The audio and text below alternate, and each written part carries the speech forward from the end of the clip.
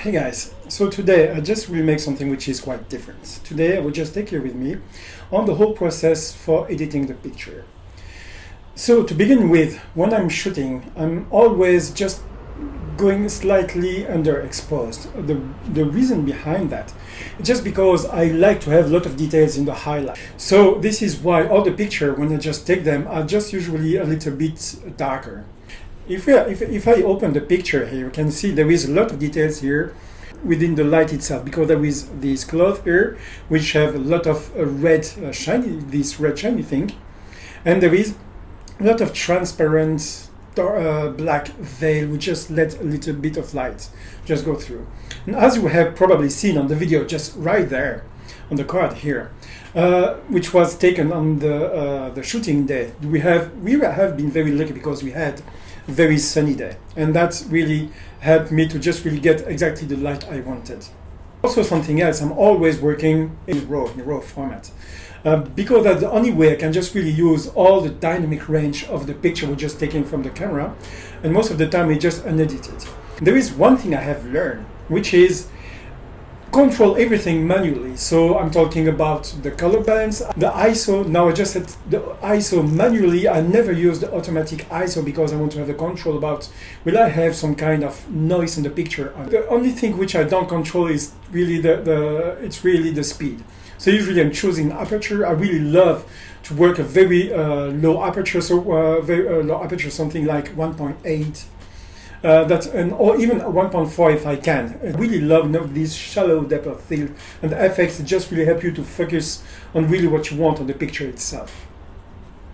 But I also, to be honest, losing a lot of picture just because of that, because suddenly it's out of focus. So I have to be really concentrated on the focus. I'm just taking where I'm taking the point, what I'm focusing on. Even if I have the character just slightly on the side, I have to pick which eyes I want on the picture, because I know that with 1.8 or even 1.4, we'll have one eye which is very sharp, not the other one.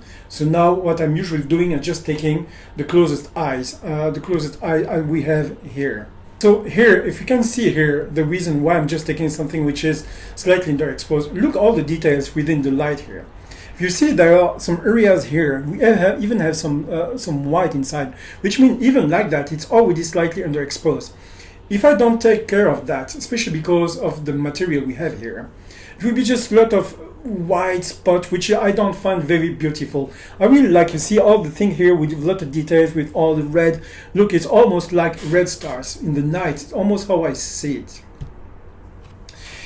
Now, before to start, we just also show you something I used a lot, which is the histogram. So of course, the way I'm taking picture, I'm used to that. So you have this part here, which is, you have a lot of values here on the dark side, very few here on the low on the highlight, to get something which is slightly teal on the background. Maybe also, of course, I need more details here, but I need all the details without burning all the light. And something which I think will be really tricky. Look here on the light. You see some kind of the other hand of Yuu Ki, while you have here her finger, which is completely out of focus, which creates really some foreground. The first thing I would do is just really work on the exposure. And what I'm doing, so I'm always watching here. If you see here, you see, for example, here I have no details on the black here. This is what it looks like. And so far, but I still can push it because I still have some room here to just add some details on the exposure. But you see, even if I just push it here, look what's happening here. It seems that there are some details which are missing, and I cannot go further. And if you see here, I already begin to lose a little bit of the details here. We see it's still subtle, but I don't see a lot of the hand. But something I can begin to notice as well is just, you see, here we begin to see more the face. So this is what we have before. This is where we're coming from when we go with the first one, the exposure. After that, what I love, but it's really because this is more my style. This is more the way I'm working. This is my taste. I really love the very soft black picture. So most of the time, I would just go to something which I am not used to do previously, which is then lower the contrast. So just lower slightly the contrast. I do that visually. Okay, so I think this is good. And now we just begin the next step, which is then when we go here, and you see the four slider here, which is then the highlight, the shadow, the white, the black.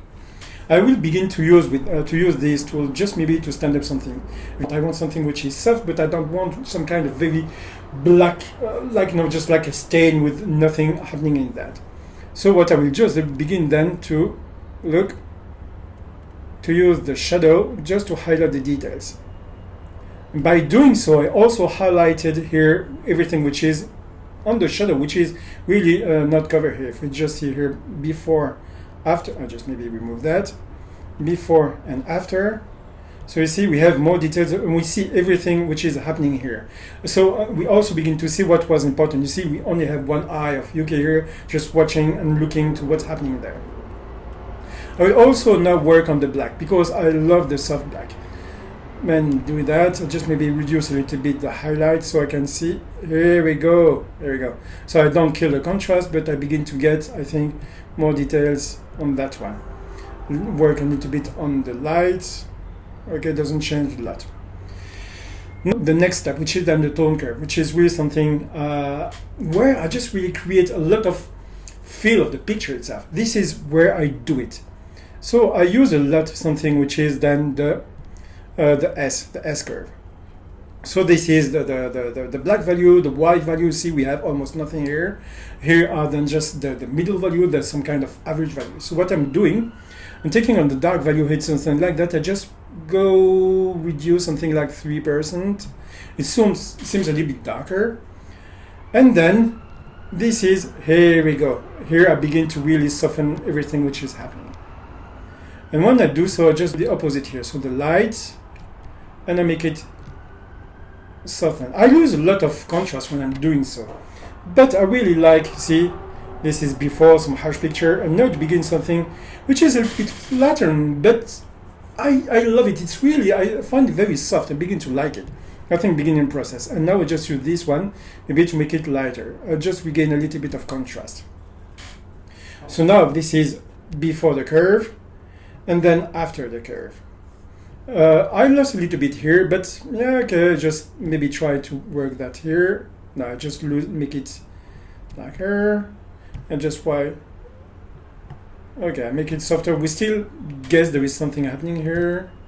I just then maybe reduce a little bit on the, not that one, not the shadow, a little bit with the white. There we go. Let's even bring some color. Now I have done that. I have another thing. When I change the kind of thing, I'm also changing the balance, which is the temperature and the temperature. The temperature, I think, it's always good if I don't need to change it a lot. Why? Because that means I picked the right balance when I just took the picture. And the tint is really the overall tint. So here, the way I see it, I find it maybe too red, too reddish. I would like a little bit more, I would say, greenish, maybe softer. So and here for the balance, if it's a little bit too red, maybe I will just make it a little slightly colder because I need the teal later. So I reduce it, and then I reduce this one as well. Here we go. So I know I introduced a lot of blue here on all the area here, but just then correct that later on Photoshop because an overall look for me I prefer it like that. We just then see before and after. It's a little bit colder, but this is what I want. Later we just then work on the skin color because I think this is one of the most important things when you're just doing some picture like that. Now when I finish that, when I just find some kind of overall balance, I now will just really create some kind of color tune for the overall picture. And this is where it comes in play. So the HSL color. So there are two ways to work with that. You have some the color here, then the red, orange, yellow, green, aqua, blue, purple, magenta. And you can just in one take just handle all the hue, saturation, or luminance. Or just go here and just having each color just work with them separately, just really how you prefer it. My preference, of course, goes to this one because then I just can, for each color, just handle it separately. And this one, the red, is very important, so I just make it maybe slightly more red because if I go there, it's more orange, but I want it red. But just work slightly on the saturation, really a little bit, and then a little bit lighter. So the orange usually is the color of the skins. This is the skin. This is one of the most important things on the picture. Get the skin color wrong, and the people will be off when they see your picture. I just will show you. See here, see how she became reddish. She became yellow here. So it's really, I would just maybe make her slightly more yellow. See, it's very slight. Just maybe a bit less saturation and lighter, because here we go. But I think I would like it to have maybe warmer. There we go. It's warmer. It may be a little bit too red, but let's say with the influence here of the clothes, it have to be a little bit red. You could be surprised here. I think there is some light and subtle change. So just change it. I'll just aqua. But I would just maybe make it more blue. Just maybe slightly more. And here we go. And the most important to me when you come to get some teal, it's just the blue. This is where you have it. But the teal, what I'm doing, I don't want to keep the teal as strong as this one. So I also have the change of the background. So here what I will do is just probably then reduce a little bit, reduce a lot of the saturation and just make it more clear so it stands out. So this is where we came from a picture which is then like that to a picture like that. If we just go step by step, this is how it looked like. Like to just really smoothen too much the skin. I smoothen a little bit, not too much. This is where I will use some clarity. Just doing that, doing this, changing the texture and the clarity. So you see, this is, it's slightly softer, but maybe too much. When I do that, I would just also then just go and sharpen the picture. Just then crop the picture. So I choose always the 2:1 ratio because I find it very cinematographic. Instead of just putting all the important thing on the third, I consider all third like a picture. For example, I like the picture here just in the middle of the third, having the eye. Here I just really have this part with the mouth and the nose. Here just maybe some abstract. And all the rest is just following. I love the way just you see between the background and the clothes and all these effects. And there are a lot of blur in this picture, but I like it like that. So just okay. Here we go. And now I just then open Photoshop. So here is a picture in Photoshop. And when I select the skin, then I just maybe adjust some level here. And you notice that it's really a hard edge here, but I will just then change that. Here I'm good, I'm just trying to reestablish maybe some contrast on that part of the picture.